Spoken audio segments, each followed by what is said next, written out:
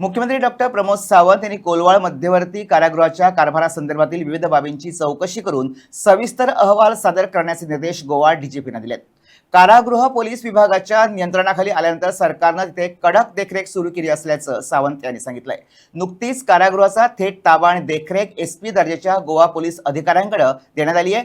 कारागृहातील अनियमितता तसंच अन्नपदार्थ, ड्रग्ज, मद्य आणि इतर वस्तूंच्या कथित अवैध व्यवहाराच्या वृत्तानंतर निर्माण झालेल्या राजकीय आणि सार्वजनिक चिंतेच्या पार्श्वभूमीवर मुख्यमंत्र्यांनी हे निर्देश दिलेत। कोलवाळेच्यो वेगवेगळ्यो केसी आणि आयकूंक येता थंय खंय कॅन्टिनान एक्स्ट्रा पयशे दिवन सुद्दां बरें जेवण मेळटा बी अशें म्हणून जाता।